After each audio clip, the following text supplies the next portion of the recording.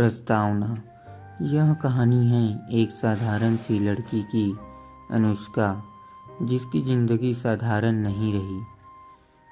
वो लड़की जो बचपन से लेकर विवाह और फिर माँ बनने तक हर पड़ाव पर समाज, परिवार और परिस्थितियों से लड़ती रही। एक सवाल जो उसके मन में बार बार उठता था, क्यों औरत को ही सबसे ज़्यादा दर्द सहन करना पड़ता है। अध्याय 1, बचपन की चुप्पी। अनुष्का का जन्म एक मध्यम वर्गीय परिवार में हुआ। 2 भाई और एक बड़ी बहन के बीच पत्नी बड़ी। अनुष्का बचपन से ही शांत स्वभाव की थी। घर में लड़कियों से कहा जाता, तुम लड़की हो, लड़कियों को शालीन रहना चाहिए, चुप रहो, विरोध मत करो। जब स्कूल में एक शिक्षक ने उसे गलत तरीके से छुआ, वह डर गई। माँ से बताया तो जवाब मिला, ऐसे बात नहीं करती, लोग क्या कहेंगे। वही भाई अगर गलती करता तो बच्चा है, गलती हो जाती है कहकर टाल दिया जाता। दर्द की शुरुआत यही से हो गई थी, जब अनुष्का को सिखाया गया कि उसका दर्द आवाज़ नहीं, चुप्पी चाहता है। अध्याय 2, शादी। एक सपनों की नहीं, समझौतों की शुरुआत। 23 की उम्र में अनुष्का की शादी कर दी गई। लड़का सरकारी नौकरी में था। यही सबसे बड़ा गुण था उस रिश्ते का। शादी के बाद की पहली रात को ही अनुष्का को समझ आ गया कि पति राहुल शराबी है और गुस्सैल भी। मगर माँ ने कहा, पति को समझो, लड़की को ही घर बनाना पड़ता है। सास उसे रोज ताने देती, कुछ नहीं आता इसको। हमारे समय की बहुएं तो सिर झुकाकर काम करती थी। राहुल का गुस्सा धीरे धीरे मारपीट में बदल गया। अनुष्का ने कई बार माँ से बात करने की कोशिश की, लेकिन हर बार एक ही जवाब, अब तुम्हारा घर वही है, वहाँ एडजस्ट करना सीखो।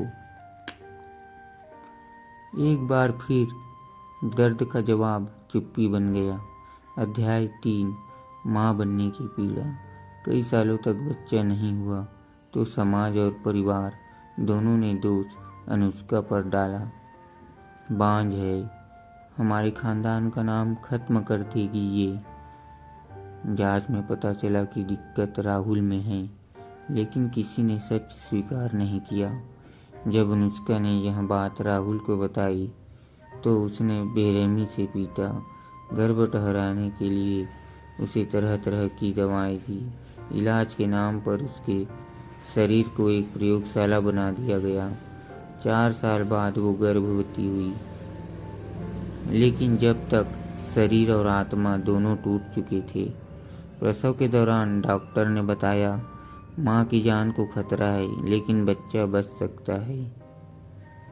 उसने एक ही बात कही, बच्चे को बचा लो। दर्द अपने चरम पर था, लेकिन फिर भी चुप थी, क्योंकि यही तो उसकी आदत थी। अध्याय 4, आत्मा की पुकार।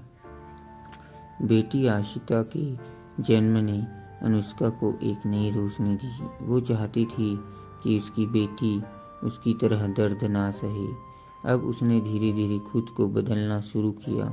राहुल को शराब छुड़वाने की कोशिश की, खुद सिलाई का कोर्स किया, घर में ट्यूशन शुरू किए।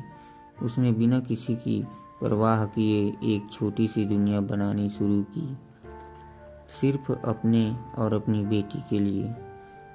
समाज अब भी ताने देता, बहुत उड़ने लगी है ये औरत, लेकिन अनुष्का अब मुस्कुराकर कहती, हाँ, अब मैं उड़ना जानती हूँ।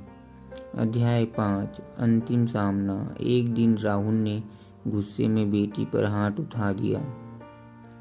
अनुष्का की सहनशक्ति जवाब दे चुकी थी। उसने पहली बार पुलिस में रिपोर्ट लिखवाई। समाज, परिवार सब ने कहा, इतना बड़ा कदम, तुम्हें शर्म नहीं आई।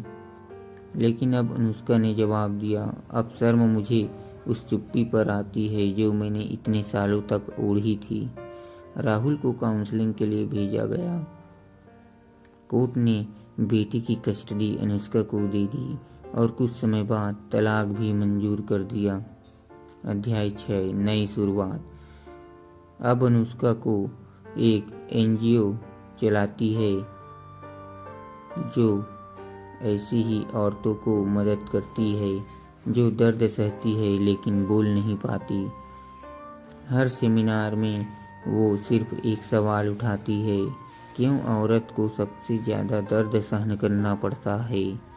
और फिर खुद ही जवाब देती है, क्योंकि उसे बचपन से ही सिखाया गया है कि उसका दर्द उसकी चुप्पी है। लेकिन अब समय आ गया है कि हम अपनी आवाज़ खुद बने।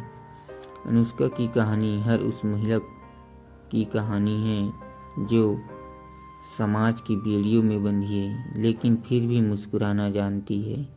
इस सवाल का जवाब सिर्फ समाज ही नहीं, हर इंसान को खुद में ढूंढना होगा। क्यों औरत को ही सबसे ज़्यादा दर्द सहन करना पड़ता है? और जब वो जवाब मिलेगा तभी बदलाव आएगा।